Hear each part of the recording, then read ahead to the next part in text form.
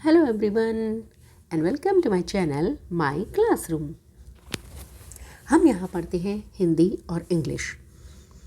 तो आज हम जो पढ़ रहे हैं, आज हम पढ़ेंगे रिम झिम बुक। ये क्लास 3 की बुक है और क्लास 3 और ये NCERT द्वारा प्रिस्क्राइब्ड बुक है।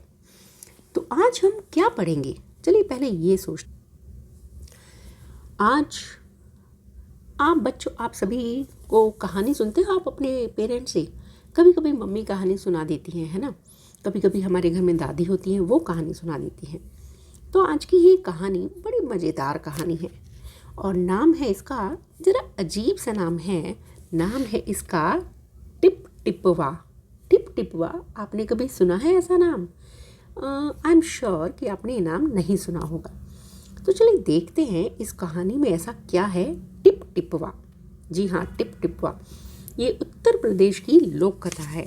लोक कथा मतलब, लोक कथा ऐसी कहानियों को कहते हैं जो दादी नानी सब सुनाती थी और फिर उनके पेरेंट्स सब सुनाते रहते हैं। ठीक है, तो उसको कहते हैं लोक कथा। मतलब किसी एक ने नहीं, किसी एक बच्चे के पेरेंट्स ने कहानी नहीं सुनाई, बट ये वहाँ प्रचलित एक कहानी है, बहुत फेमस कहानी है और इसको लिखा है गिरिजा रानी अस्थाना जी ने। तो कौन है इसकी लेखिका? टिप टिपवा की गिरिजा रानी अस्थाना।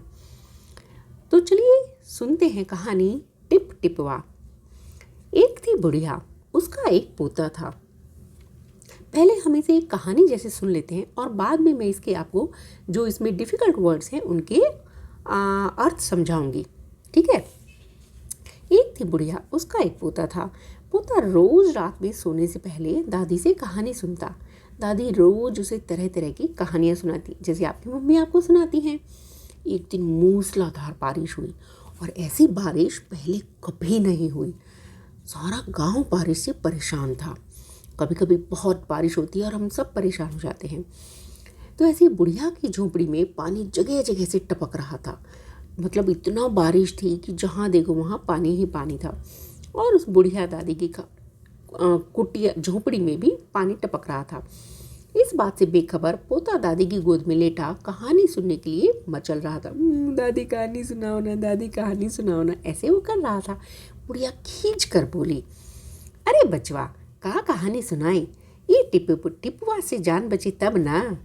पोता उठकर बैठ गया। उसने पूछा, दादी ये टिप टिपवा कौन है? टिप टिपवा क्या शेर बाघ से भी बड़ा होता है? दादी छत से टपकते हुए पानी की तरफ देखकर बोली, हाँ बचवा, न शेरवा के डर, न बगवा के डर, डरते डर टिप टिपवा के डर।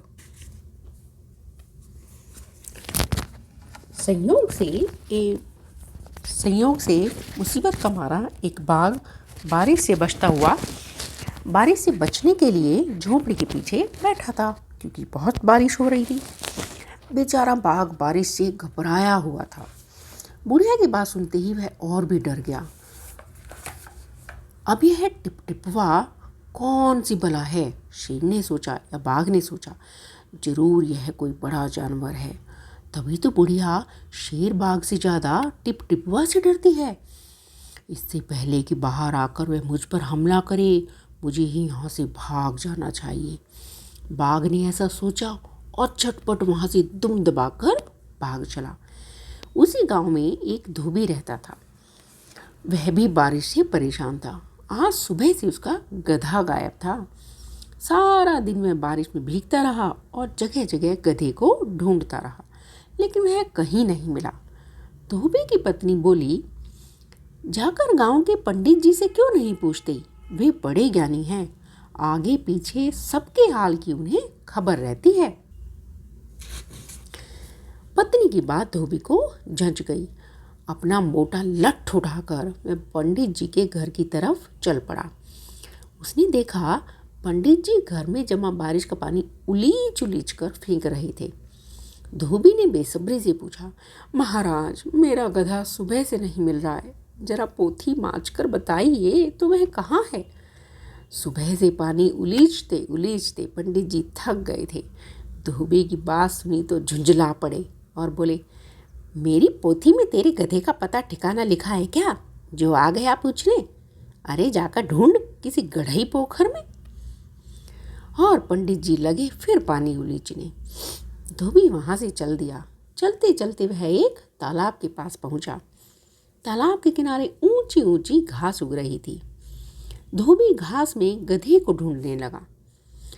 किस्मत का मारा बेचारा बाघ टिप टिपवा के डर से वहीं घास में छिपा बैठा था। धोबी को लगा बाघ ही उसका गधा है। उसने आव देखा न ताव, लगा लठ बरसाने। बेचारा बाघ इस अचानक हमले से एकदम घबरा गया। बाघ ने मन ही मन सोचा, लगता है यही टिप टिपवा है। आखिर इसने मुझे ढूंढ ही लिया। अब अपनी जान बचानी है तो यह जो कहे चुपचाप करते जाओ। आज तूने बहुत परेशान किया, मार मार कर मैं तेरा कचूमर निकाल दूंगा।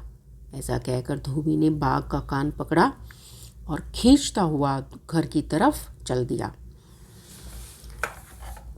बाघ बिना चूं चपड़ किए भीगी बिल्ली बना धोबी के पीछे पीछे चल दिया। घर पहुंचकर धोबी ने बाघ को खूंटे से बांध दिया और सो गया। सुबह जब गांव वालों ने धोबी के घर के बाहर खूंटे से एक बाघ को बंधे देखा, उनकी आंखें खुली की खुली रह गईं।